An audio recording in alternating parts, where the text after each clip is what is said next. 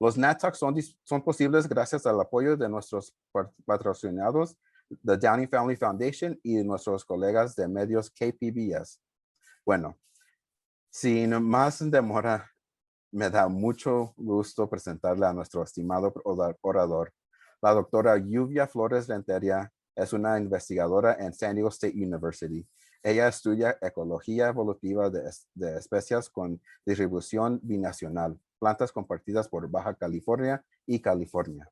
Su laboratorio se especializa en las interacciones entre plantas, insectos y microorganismos y cómo el cambio climático afecta estas interacciones y las consecuencias evolutivas.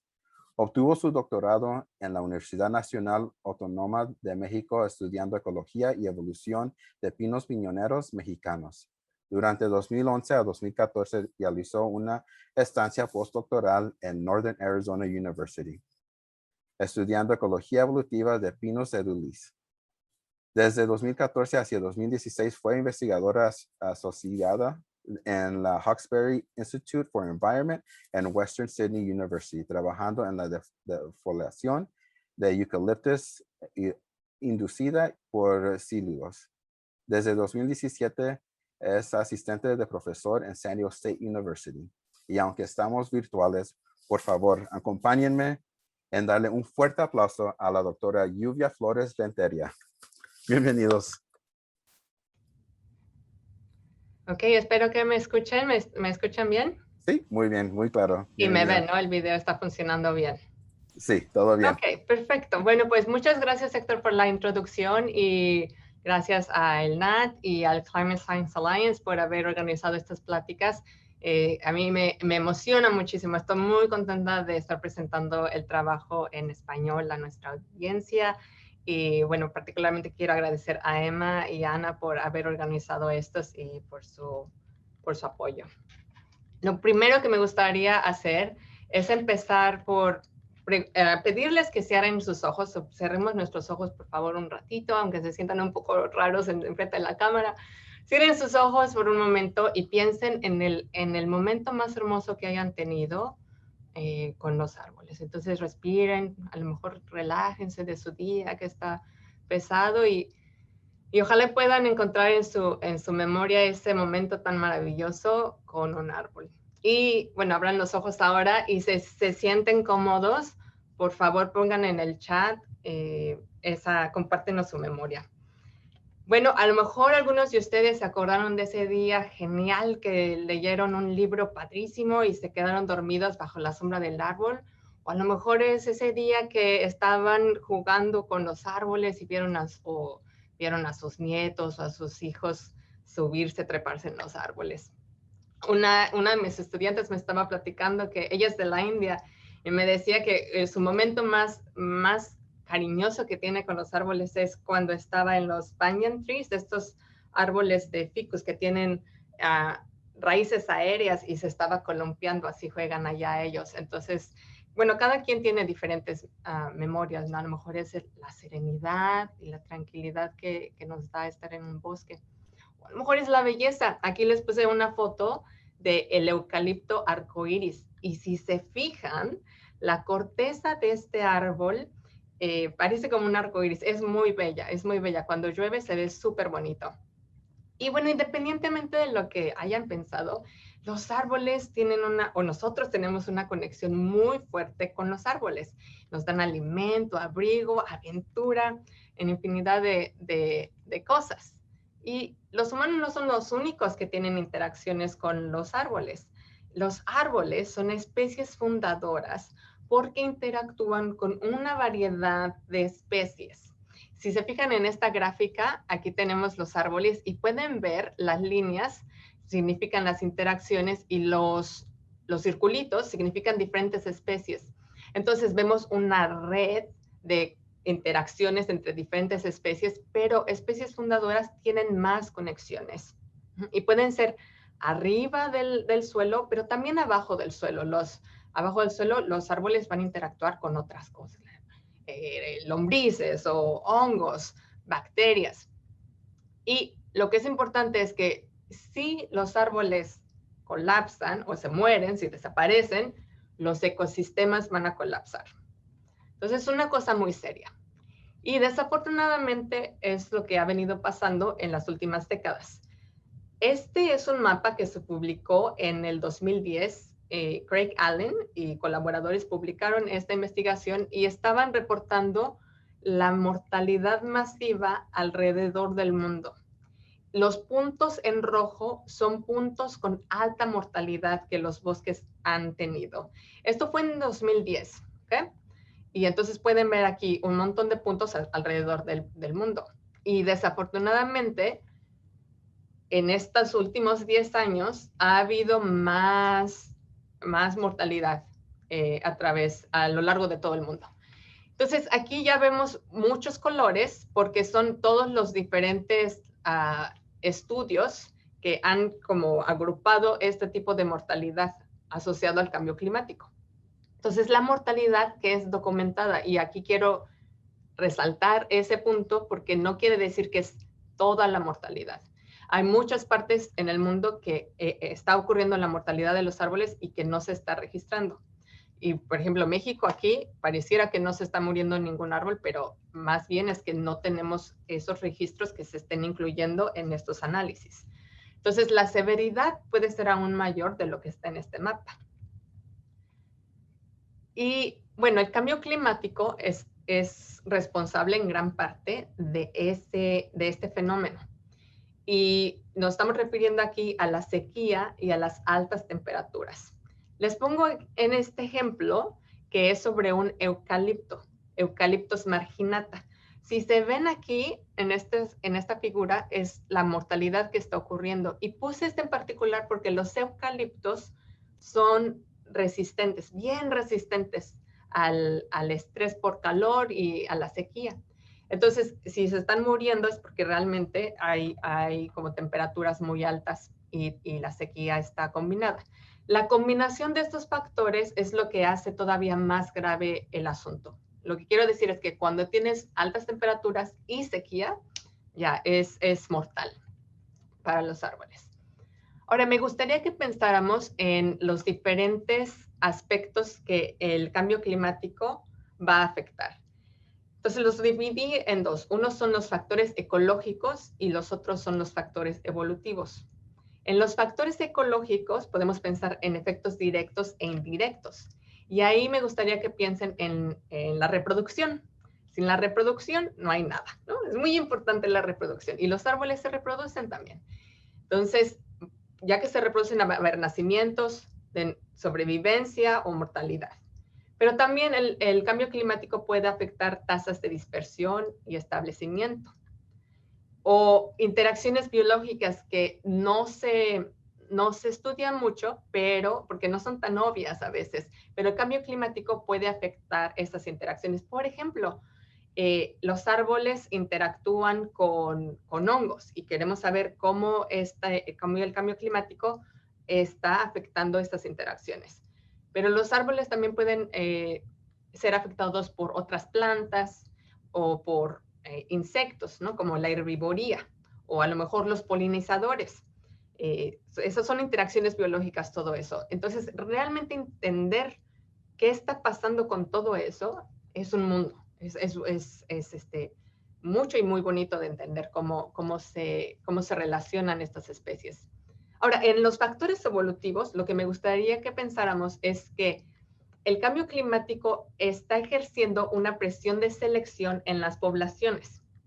Entonces, imagínense, por favor, un bosque donde hay sequía y entonces individuos que tienen genes que confieren tolerancia a la sequía van a sobrevivir. Y entonces si se ven, el cambio climático puede cambiar las frecuencias genéticas en las poblaciones y también si hay características asociadas a esos fenotipos, a esos genes, va a cambiar las frecuencias fenotípicas. Y lo que yo quiero mencionar es que estos factores ecológicos y evolutivos están ligados y tienen que ser estudiados en conjunto. Entonces, en esta plática les voy a dar el ejemplo de 3 especies que he venido estudiando y que están sufriendo de mortalidad.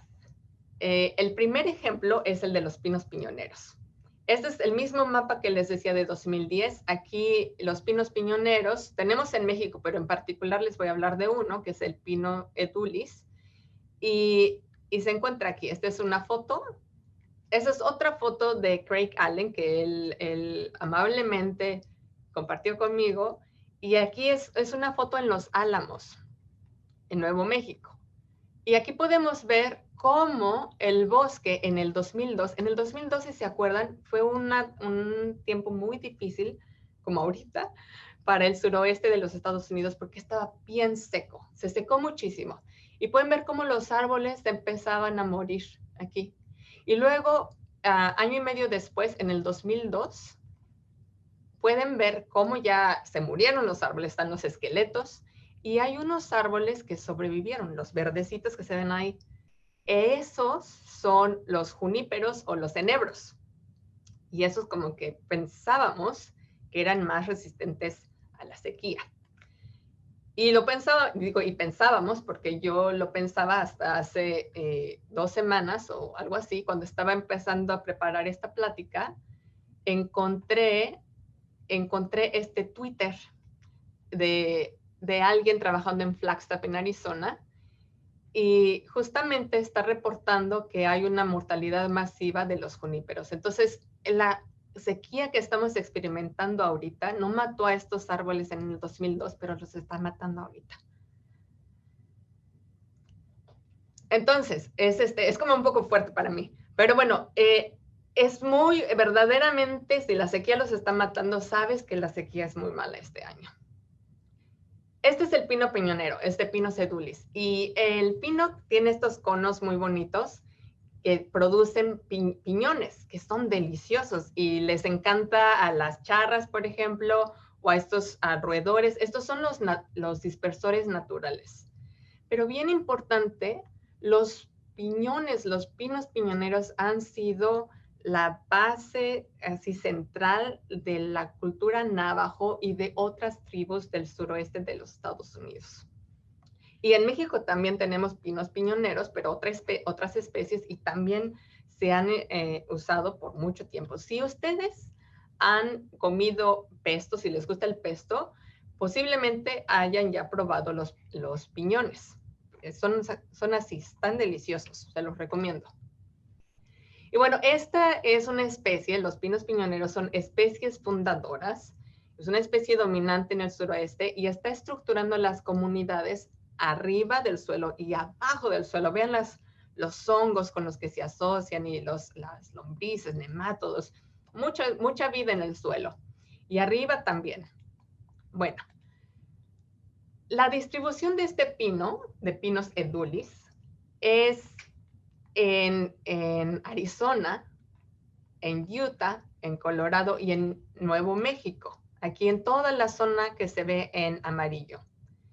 Lo que está muy interesante de ver, pongan atención a esto, es la parte roja, es la mortalidad que se registró entre el 2000 y el 2007. ¿Okay? Entonces, estas áreas en rojo ha habido mucha mortalidad en este periodo. Luego, en el mapa de la izquierda tenemos un modelo prediciendo la futura distribución de esta especie. Esta es una publicación del 2007 que se publicó por Kenneth Cole y colaboradores, y ellos usaron factores ambientales únicamente en este modelo. Lo que dicen es que en cafecito, aquí en café, va a haber una mortalidad masiva de estos árboles y toda esta especie va a desaparecer de la parte café. En la parte azul, ellos dicen que no va a haber cambio, ahí se va a quedar la especie. Y en verde va a haber una poquita extensión o expansión de la especie. Lo que es muy importante ahora es que comparemos los dos mapas. Y si se fijan, áreas en rojo, que son las que ya se ha visto que han tenido mucha mortalidad, son áreas que los modelos con factores ambientales, factores climáticos, únicamente predecían que no iba a haber cambio. Entonces no tiene mucho sentido. Algo estamos perdiendo de vista. Entonces, ¿qué es eso? ¿Qué es eso que necesitamos incluir en nuestros modelos para predecir la distribución más acertada de esta especie? Bueno, yo lo que pienso es que necesitamos incluir los factores ecológicos, como ya les había mencionado, interacciones biológicas, la reproducción, etcétera, pero también la evolución. ¿Qué parte es la genética? ¿No? Que vamos a ver. Entonces, vamos a hablar de esos factores para esta especie. La reproducción es la primera que vamos a tomar. Este es un video de un pino, no es el pino piñonero, pero vean el polen cómo se dispersa. Se dispersa por viento. Y obvio, aquí el tractor le está pegando al pino, pero es más o menos la idea que quiero transmitir es que el polen se dispersa por viento y crea esta nube de polen. Y lo que quiero resolver, o lo que hemos querido resolver, es si la reproducción es susceptible al estrés por calor. Entonces les voy a dar un mini curso de qué pasa en los pinos. El pino, digamos este pino piñonero, en abril empieza a crecer sus ramitas y empiezan a brotarle estas cositas aquí. Estas cositas se van a formar los conos femeninos, que les llamamos megastróbilos, y los conos masculinos, que son los microstróbilos. Y los microstróbilos son los machos, los que van a producir el polen. Y entonces el polen, ya les decía, se dispersa por viento. Y esto es, si hacemos un zoom al polen, así son los granos de polen, como caritas de Mickey Mouse, les llamamos. Y se dispersan por viento. Entonces el DS es, por inglés, dispersal stage, el estado de dispersión. Y se dispersan y ya después caen en estos conitos femeninos. Aquí adentro están los óvulos y los óvulos van a secretar una sustancia como una gotita, la gotita de polinización, y el polen cae en esta gotita y luego la gotita se seca y lo que hace es que trae el polen cerca al óvulo y el polen va a empezar a crecer un tubo y ese tubo va a llevar los espermas, las células espermáticas, y las van a depositar adentro del óvulo en una célula. Y a eso es lo que le estoy llamando yo el estado de germinación, la germinación del tubo polínico. Entonces recuérdense del DS es el estado de dispersión y el GS es el estado de germinación. Y entonces ya después que estos son los conitos bebés, cuando pasa el tiempo se ven más así, más verdes, y ya cuando están maduros, después de 18 meses, ya producen los conos maduros con los piñones que están bien ricos que les decía, y ya pueden venir las charras o los dispersores o los podemos comer nosotros. Ese es cómo pasa la reproducción. Cuando hice este trabajo estaba en Flagstaff, en Arizona, entonces ahí hay un gradiente altitudinal muy importante, muy bonito. En bajas elevaciones, más árido, tenemos a estos juníperos y luego tenemos a los pinos piñoneros, aquí en la altitud media, y en altitudes más altas está el pino ponderosa. Y claro, conforme nos vamos yendo hacia arriba, se hace más frío la temperatura. Entonces nosotros colectamos granos de polen de los árboles de los pinos piñoneros en todas estas altitudes.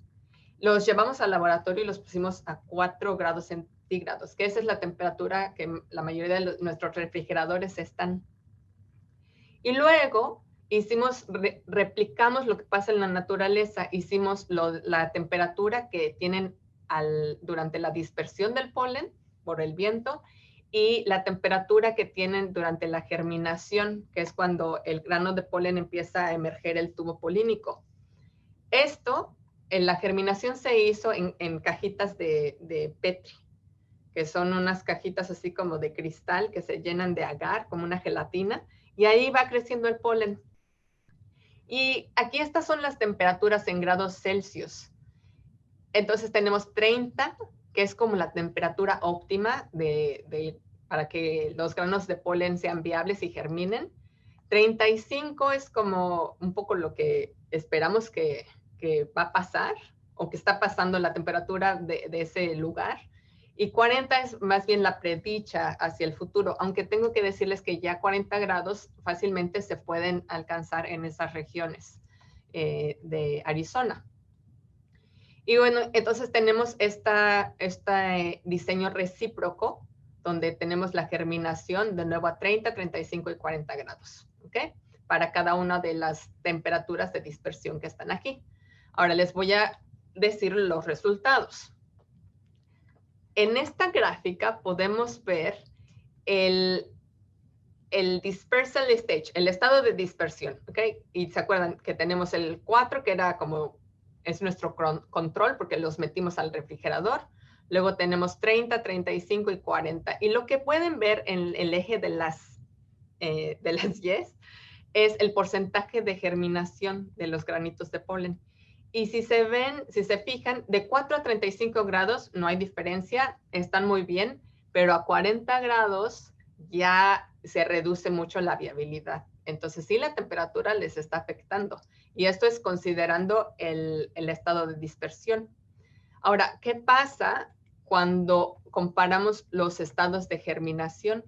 Si se fijan, de 30 a 35, estas barras, la tendencia es casi la misma, pero a 40 grados casi nada germina.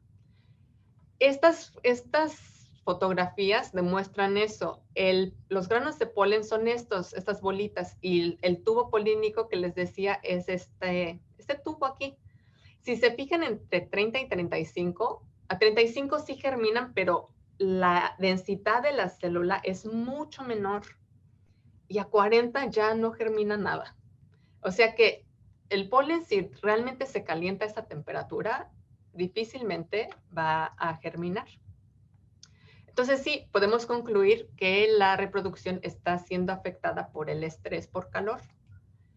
Ahora vamos a hablar de las interacciones biológicas en esta especie y en particular de la herbivoría. Este es el árbol y cómo se ven las ramas. Y el primer interactor que les quiero mencionar es esta polilla, aquí. Esta es la polilla madura. Es Diorictia albovitella, es el nombre en latín.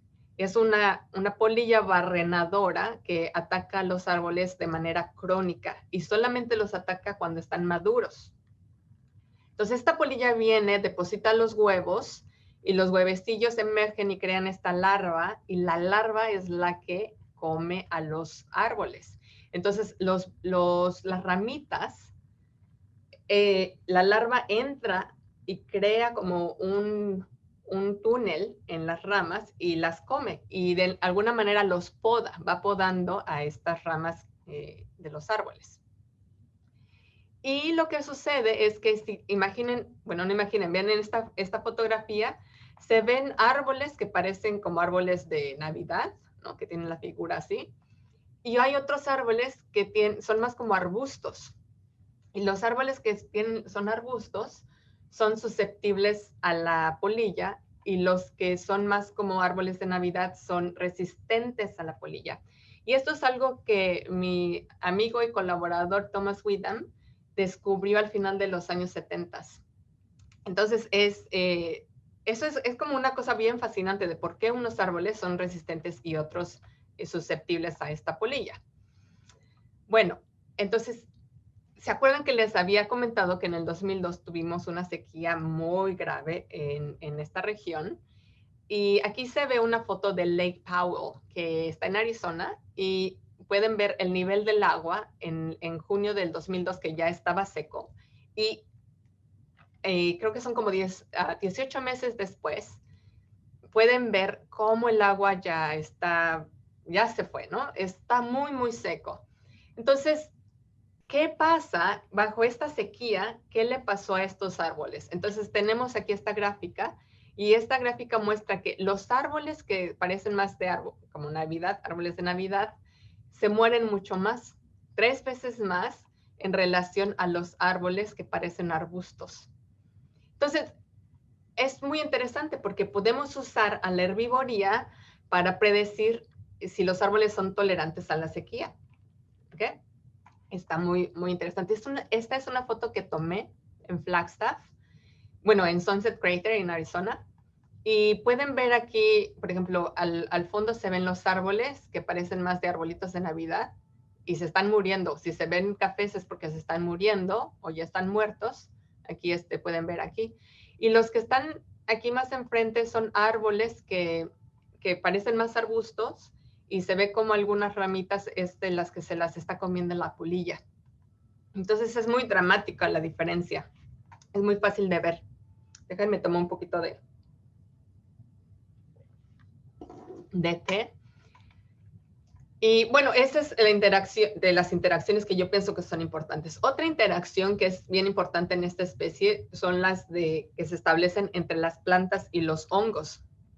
Y estas nos vamos a llamar las micorrizas. El término micorriza viene del griego mico, hongo, y riza, raíz. Y son estas interacciones que los hongos están haciendo con las puntitas de las raíces. Es una interacción mutualista porque los dos lados se benefician.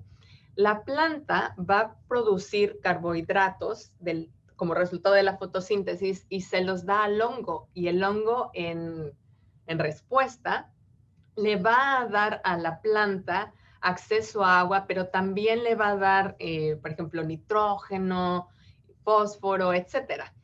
Entonces es una relación muy interesante que las plantas tienen. Esta es una fotografía de pinos bebés y pueden ver, son individuos de la misma mamá, o sea que genéticamente son bien similares, pero la diferencia de tamaño se debe a la presencia de las micorrizas. Esta plantita en la izquierda se inoculó con micorrizas y en la de la derecha no. Entonces pueden ver qué tan beneficioso es esa relación. Y esto lo he estado haciendo con mi amiga y colega, la doctora Catherine Gain, de la Universidad de Northern Arizona University. Y lo que queremos probar es si existen diferencias microbianas entre estos árboles. Y bueno, estos son los dos morfotipos que les había comentado, solo para recordar, los que son resistentes a la polilla y los que son susceptibles a la polilla. Y lo que vemos es que sí, efectivamente hay diferencias en las micorrizas, en los hongos que se asocian a las raíces. En el mundo de los hongos tenemos varias divisiones, pero una que es muy importante es la ascomycota, que son estos tipos de hongos como de copa, así, ¿no? Esta está aquí a la derecha, aquí abajito, y los otros se llaman basidiomycota, que por ejemplo ahí si comen portobela o si comen los champiñones, esos son del el grupo basidiomycota. Lo que es bien interesante es que los árboles que parecen arbustos tienen más porcentaje de las especies en el ascomycota y que el otro morfotipo. Entonces, estos que parecen como árboles de Navidad tienen más de la división basidiomycota. ¿Okay? Es algo bien interesante de por qué estos árboles se están asociando diferente. Pero sí, en particular, en esta división ascomycota tenemos un género que se llama el género Geopora. Geo viene del griego de la tierra y pora como un porito. Entonces, estos hongos tienen un cuerpo fructífero que parece como un poro en la tierra. Y entonces esto yo le pongo que es el poder supremo de la especie Geopora. ¿Por qué? Aquí en esta gráfica se ve que en el eje de las X tenemos el porcentaje de Geopora. O sea, se incrementa más la presencia de estas especies de este género Geopora en la planta crece más, es lo que tenemos aquí en el eje de las Y, esta es la longitud de la ramita. Las ramas van a ser más largas, van a crecer más, sí tienen más de estos tipos de hongos. Entonces es fascinante que un hongo pueda dar ese beneficio al árbol. Y tenemos 5 diferentes tipos de geoporas en la región del Sunset Crater en Arizona. Pero todo se había registrado por medio de las micorrizas, de las puntitas de las raíces. Miren, esto es lo que les quiero enseñar. Esta es una foto, aquí abajo a la izquierda, se ve la foto de la micorriza, es la puntita de la raíz y como ven no hay mucho que describir, o sea, es decir, bueno, es la puntita de la raíz. Pero a veces los hongos crean estos filamentos y luego los filamentos pueden crear estos cuerpos fructíferos. Esto es lo que les estaba describiendo antes, que son los poros de la tierra. Y son de verdad bien chiquitos, como de 1 centímetro, media pulgada, ¿no? Más o menos. Es el tamaño, son muy pequeñitos. Entonces hice la disección de los hongos, lo describimos todo, las esporas por aquí. Esto es como se ve el cuerpo fructífero seco. Y luego hicimos análisis genéticos y efectivamente vimos que esta especie estaba ya reportada para el pino piñonero y es una de las especies que es bien importante. Entonces yo le decidí llamar Yopora piñonensis, porque si uno describe una nueva especie, pues tiene el honor de ponerle el nombre y yo le puse piñonensis en honor al pino piñonero, porque es el hospedero.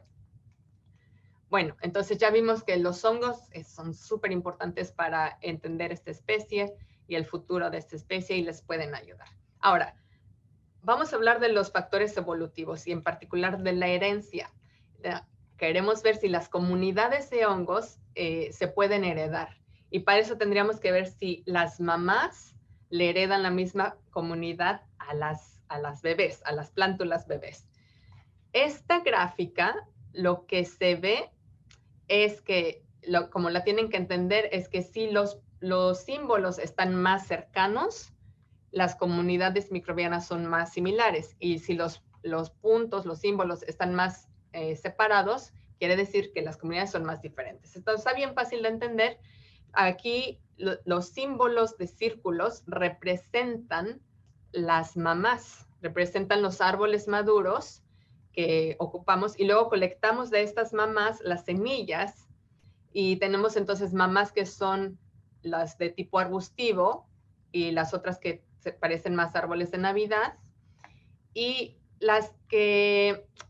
bueno, las semillas de las dos mamás se crecieron en el jardín, en el invernadero y se inocularon con diferentes suelos.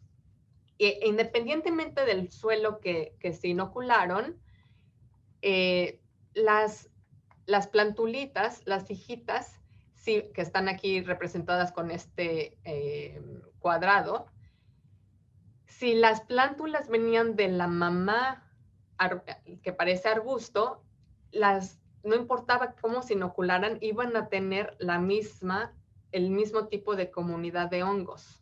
Y lo mismo pasó con el otro morfotipo. Entonces, lo que quiere decir esta gráfica, para resumir, es que sí, las comunidades de hongos tienen un componente hereditario y parece que no importa qué hongos le pongas, al final filtran o seleccionan los que están predispuestos a asociarse. Entonces, sí, estos son los dos grupos que tenemos. Entonces, hay herencia para la comunidad de hongos, pero también tenemos un caso similar cuando comparamos la mortalidad. Aquí esta es una gráfica de la mortalidad en adultos de los dos morfotipos. Y se acuerdan que los que son más arbustivos son los que se mueren menos, por lo que decíamos que esos son los que son tolerantes a la sequía. Y las hijas, las plántulas, funcionan exactamente igual. Plántulas que vienen de las mamás arbustivas van a ser más tolerantes a la sequía y se mueren menos. Por eso aquí la mortalidad es menor que las plántulas que vienen de las mamás que parecen como árboles de Navidad, las que son intolerantes a la sequía. Y lo mismo pasa con el crecimiento. ¿Se acuerdan? Les había dicho que el crecimiento de las plantas arbustivas era mayor. Y lo mismo vemos aquí en esta gráfica, que las plantulitas tienen mayor crecimiento. Y bueno, me disculpo que estas son gráficas que copié y no me era fácil editarlas en español, pero ojalá y haya sido clara la explicación. aquí hay un video de cómo hicimos el jardín común. Esto lo hicimos en la naturaleza, tratamos de replicar todo y crecimos las plantulitas directamente en los suelos nativos, con las plantas nodrizas, las que van a proteger a estas plántulas, y les cuidábamos con agua. Entonces, es un montón de esfuerzo, pero bueno, ya tenemos los resultados. Otro tipo de factores evolutivos que son importantísimos, que casi no estamos considerando en toda la perspectiva, es la hibridación. Y en nuestro laboratorio nos encanta estudiar la hibridación. Ya les había comentado la distribución de este pino edulis. Esto, lo que está en amarillo, en estos 4 estados que ya les comenté. Este pino tiene 2 acículas, quiere decir 2 hojas por fascículo, o sea, como que están ahí juntitas, las 2 acículas. Y hay otra especie de planta, de pino, que tiene una acícula por fascículo. Se ve aquí en esta figurita, aquí. Entonces, todo en rojo es el rango de la distribución de los pinos que tienen una acícula por fascículo. Esta especie se consideró, o la distribución se consideró que era de pinos monófila. Pino, monófila, mono quiere decir uno y fila, una hoja. Todos los que tenían una hoja, ¿no? Pero después, estudios morfológicos más detallados revelaron que había al menos 4 grupos. Entonces, si nosotros cortamos a la mitad a Pinus edulis, una hoja de Pinus edulis, lo que podemos ver es que tiene estas dos agujeros aquí, 1 y 2. Esos se llaman canales de resina. Y de hecho, cuando los tocamos, están bien pegajosos, pegajosos, y huelen riquísimo. O sea, tienen un montón de compuestos volátiles que huelen ricos, son terpenos y otras propiedades. Bueno, esto es información para nosotros. Si se ven acá, Pinus monófila en promedio tiene 4. Estos 4 agujeritos son 4 canales de resina. Pero este otro grupo tiene un montón, tiene más de 10, tiene muchísimos. Y algunos investigadores piensan que los canales de resina o la resina ayuda para repeler a los herbívoros. Y luego acá tenemos este grupo que se llama Phalax, que tiene 2 canales de resina como edulis. Entonces, la pregunta es si este edulis de aquí, está hibridizando, por ejemplo, con monófila para crear Phalax, o si edulis y Phalax son plásticos. Quiere decir que a lo mejor son la misma especie, pero con las condiciones ambientales podría ser que variaran la expresión del fenotipo, de cómo se ven. Pero bueno, aquí tenemos que, ya basándonos con estas características, podemos distinguir a los pinos que tienen una acícula por fascículo, los podemos dividir en 3. Les decía, Pinus monófila se ve aquí en rojo, el tipo Phalax se ve en naranja y el tipo Californiarum se ve aquí en azul. Entonces, esto está muy, muy interesante. Ahorita les sigo platicando de eso. Lo que quiero mostrarles ahora es que la distribución de edulis, que es la que he venido platicando, en promedio la temperatura es 5 grados más fría comparado con la distribución del tipo Phalax. ¿Okay? De este que tiene una acícula por fascículo, que se distribuye aquí en lo amarillo. Entonces, Phalax va a ocupar una región más árida y más seca. Si ustedes están familiarizados con la región de Phoenix, Phoenix es muy árido, con muy altas temperaturas, y muy cercana a Phoenix tenemos estas poblaciones. Entonces, ocupan una elevación más baja con relación a edulis, y están más calientes. Entonces, entender qué está pasando en este complejo nos puede ayudar para saber si genes que están en Phalax se puedan pasar a Edulis y ayudarnos a salvar a estas especies de pinos. Aquí ya les mencioné Pinus monophylla, Edulis, el Phalax californiarum, y ahora les estoy metiendo en la diapositiva este otro pino, Pinus quadrifolia.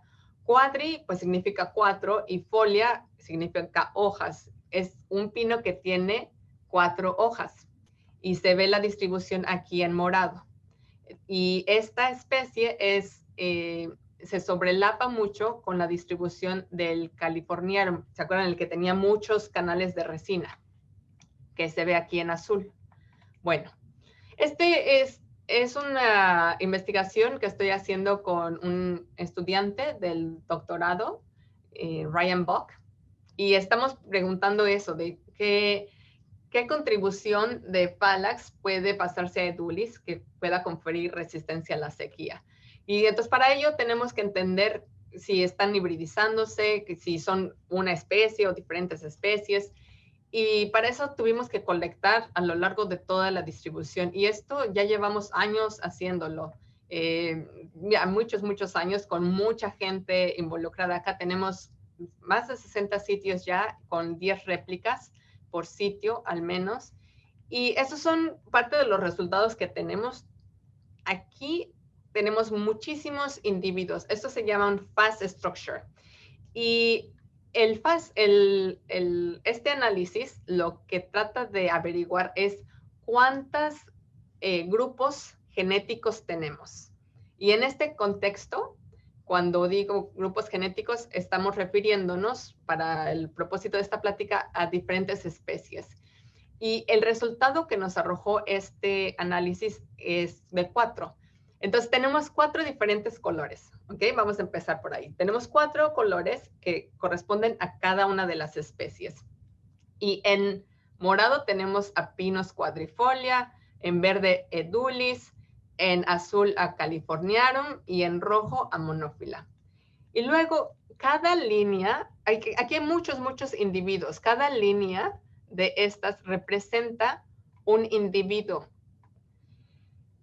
Líneas que son nada más de un color, quiere decir que no tienen hibridización. Pero, por ejemplo, aquí tenemos una línea que tiene la mitad morado y la mitad rojo. Quiere decir que este individuo es el resultado de hibridación entre cuadrifolia y monófila.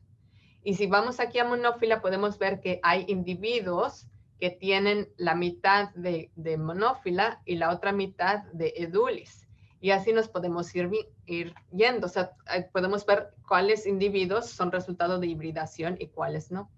Lo que es bien interesante es que los individuos que están mezclados entre edulis, que es lo verde, y lo azul, que es californiarum, son los que nosotros le llamamos el tipo Phalax, que son los que se distribuyen más en elevaciones más bajas, que están más adaptados a condiciones áridas y más calientes.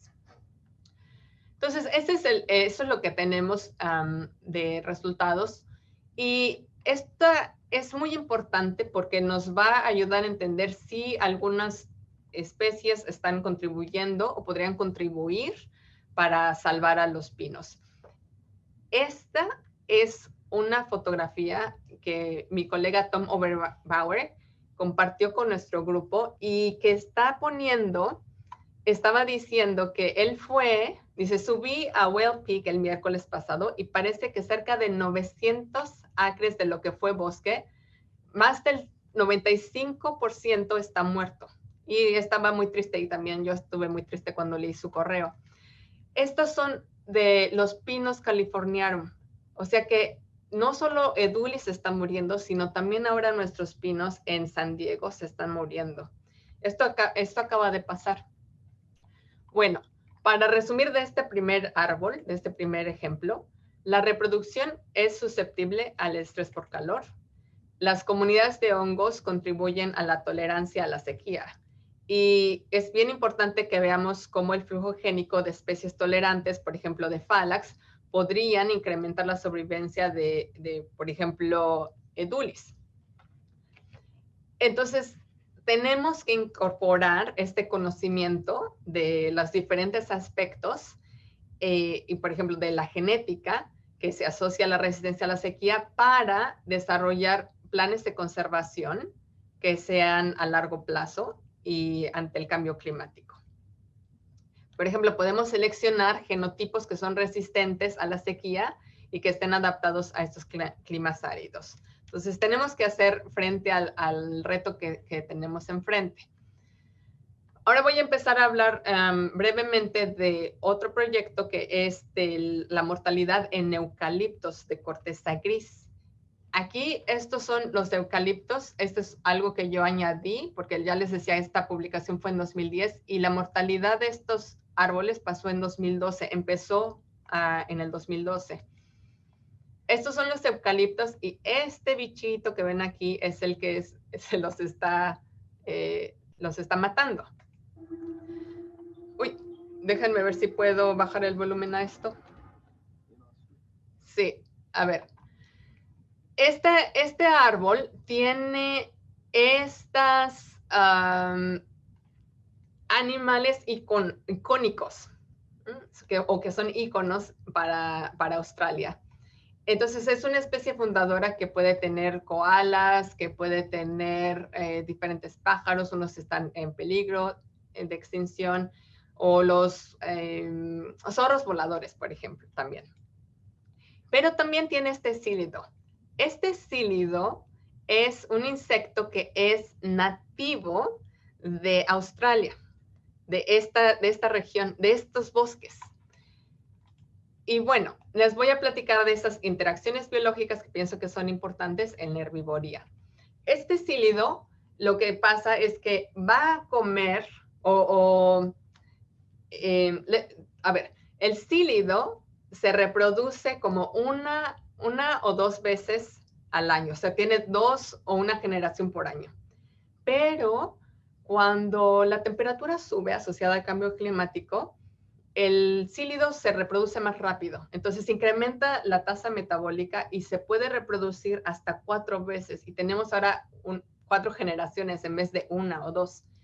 Pero no solamente eso, sino que en el invierno, regularmente el invierno que es frío, pues mata a los cílidos.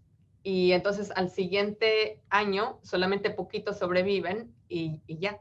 Pero lo que pasa cuando tenemos elevaciones de temperatura en el invierno, los cílidos no se mueren. Entonces ya esas 4 generaciones que les platicaba pasan al siguiente año y se produce un brote gigantesco.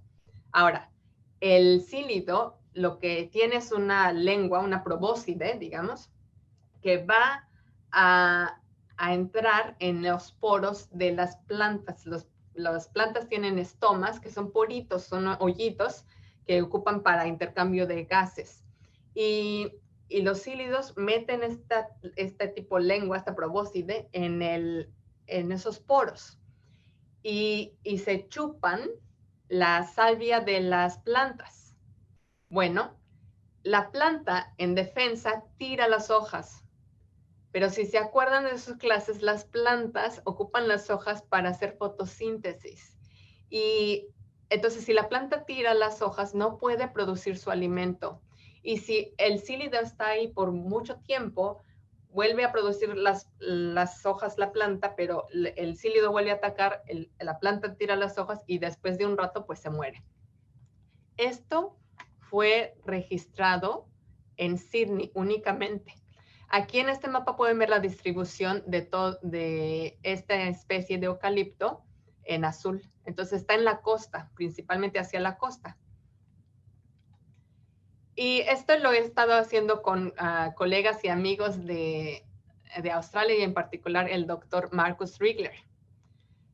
Uno de nuestros objetivos era determinar si el cílido, este insectito, tiene especificidad a esta especie que se llama Eucalyptus molucana. Y lo que hicimos fue hacer un jardín común, un experimento en un jardín en la naturaleza. Y para eso ocupamos diferentes especies, ocupamos molucana, pero otras especies relacionadas. Y también molucana tiene se divide en subespecies, entonces nos encargamos de incluir las subespecies. Aquí están las subespecies. Esta es la distribución de Eucalyptus molucana que ya les había mostrado, pero ahora tenemos 4 colores porque esas están divididas, son las 4 subespecies de esta especie. Es la división. Y las incluimos todas, ¿no? Después también incluimos unos puntos, aquí se ven los colores, de otras especies que están cercanamente relacionadas a Eucalyptus molucana. Estas 4 especies ahora forman lo que se llama una supraespecie, porque es bien difícil separarlas. Genéticamente y morfológicamente es difícil. Entonces le llamamos supraespecie. Y luego incluimos otras especies que ya están más distantemente relacionadas a Eucalyptus molucana. Y al final teníamos toda esta colección de poblaciones y lo que hicimos fue que llevamos las semillas, teníamos las semillas, las crecimos, germinó la plántula y después de 2 años casi, llevamos las plántulas al campo y para ver cómo el sílido se relacionaba con estas plantas. Entonces el sílido deposita los huevecillos. Esto es una hembra, un sílido hembra, y aquí se ve cómo deposita los huevecillos. Y entonces queríamos ver si los huevecillos de esta especie, del género Cardispina, es más abundante en la especie molucana. Y exactamente eso es lo que encontramos. Aquí en esta gráfica vemos que la especie de molucana tiene una alta proporción de huevecillos, ¿no? Más del 80% de estas plantas y de sus hojas se llenaban de huevecillos. Pero vemos que especies cercanas de las que les decía de la supraespecie, que son Wolfsiana y albens, también pueden tener huevos, pero eran bien poquitas plantas y muy poquitas hojas. Entonces, en proporción es muy poco lo que se afectan.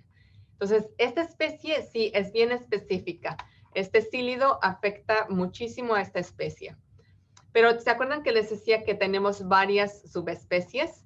Bueno, aquí se ven cómo las subespecies del norte en Queensland, en el estado de Queensland, están más afectadas, pueden ser afectadas por los sílidos más porque tienen más huevecillos. Y si se acuerdan, la mortalidad que está registrada por el sílido ocurre solamente en Sydney.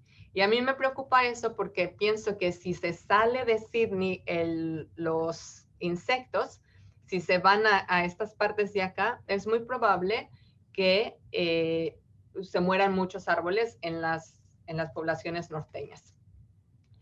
Entonces, en este mismo ejemplo de los eucaliptos, ahora les quiero platicar un poquito sobre la hibridización y cómo es bien importante que estudiemos los factores genéticos.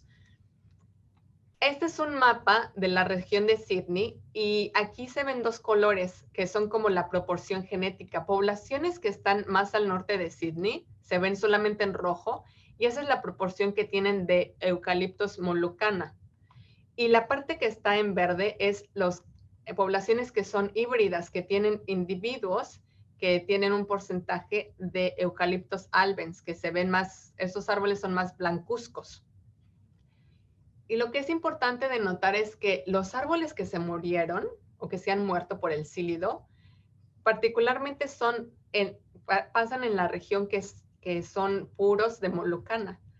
Y cuando ya tienen esta parte de albens, de la parte verde, aquí, esos ya no se están muriendo. Y a mí me interesaría mucho seguir con la investigación para saber si la hibridización es la responsable de que estos árboles estén sobreviviendo al sílido, porque a lo mejor, como ya habíamos visto, Eucalyptus albens no es tan susceptible al sílido como Eucalyptus molucana.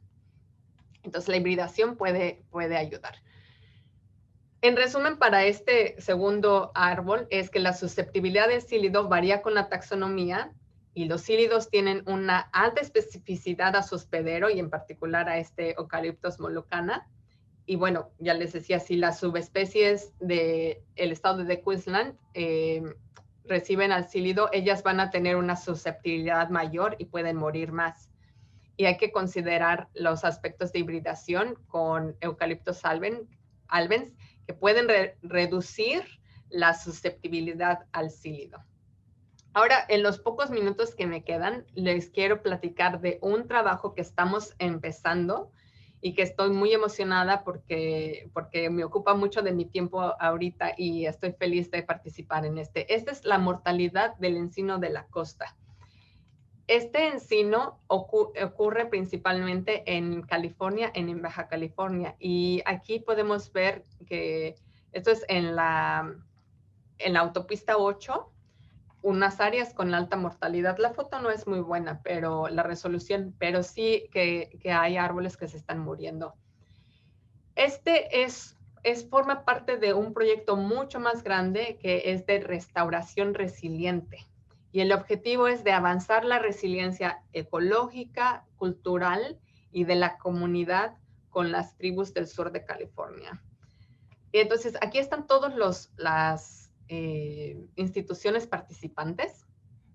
Y lo que estamos haciendo es que estamos, si se fijan en esta figura, aquí esto es el Tribal Working Group, que es las tribus, el grupo de las tribus, son la parte central de este trabajo y de este proyecto. Entonces, ¿qué necesitan las tribus? ¿Cuáles son las especies que son importantes para ellos?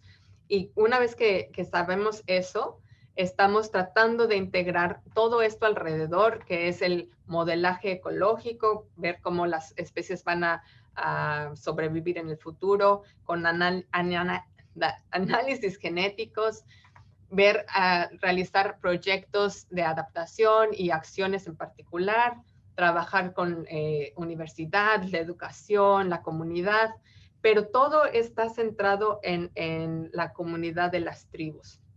Entonces, la comunidad de las tribus tiene una relación bien cercana con los encinos. En California tenemos varios encinos, pero en particular los Quercus agrifolia, que no está aquí, pero hay varios encinos que se ocupan, que son comestibles. Y es muy bonito. Las semillas, las bellotas, estas son las bellotas, y las tribus tradicionalmente lo que han hecho es que las colectan y las muelen en estos metates. Estos son metates naturales, ahora son zonas arqueológicas. Y entonces ya se imaginan que después de moler y moler y moler, se crean estos hoyos, estos agujeros aquí en las rocas, que son bien duras estas rocas, ¿no? Bueno, así es como se muelen, se crea la harina y luego puedes hacer galletas, pizza, comerla de muchas maneras. Las tribus actualmente lo siguen comiendo, siguen teniendo esa tradición y los espacios o los encinares son espacios que las tribus consideran como sagrados. Es bien importante que consideremos eso. Los encinos no solamente son importantes para las tribus, pero también proveen caza y comida para una variedad de animales súper importantes, como el pájaro carpintero, la ardilla de California, la charra californiana, y están siendo atacados por una variedad de pestes y el humano que los está talando. Y con las altas temperaturas, los encinos también reducen las defensas naturales que ellas pueden tener. Y nos estamos enfocando en un encino que es Quercus agrifolia, el encino de la costa, que es una especie dominante aquí, y al menos 12 tribus las usan o los han usado como fuente de alimentación. Hay dos variedades en esta especie. Una es la variedad agrifolia, que aquí lo pueden ver en el mapa, se distribuye en todo California y también abarca un poco del norte de Baja California, que no se ve en el mapa, pero sí lo hace. Y la variedad oxiadenia, que está más restringida hacia San Diego y también se va un poquito hacia el norte de Baja California. Lo que está interesante, ojalá y lo puedan ver, es que en el lado derecho, esta variedad está más hacia adentro, es más continental, y esta es más de costa, la variedad agrifolia. Lo otro que quiero que noten es que la diferencia morfológica es en los pelitos que tienen las hojas. Esta hoja se ve blanca porque tiene muchos pelitos, les llamamos tricomas, pero esta en la izquierda no. Y la presencia de los tricomas puede favorecer la resistencia a la sequía, puede conferir resistencia a la sequía. Entonces, estamos muy interesados en investigar si esta variedad Oxyadenia es más resistente a la sequía y también ver qué poblaciones tienen mayor diversidad genética, porque si nosotros conocemos eso, esto nos puede ayudar a identificar qué poblaciones van a resistir al cambio climático. La mayor diversidad genética está asociada con la habilidad de una planta o una población de plantas para adaptarse a los cambios ambientales. Entonces,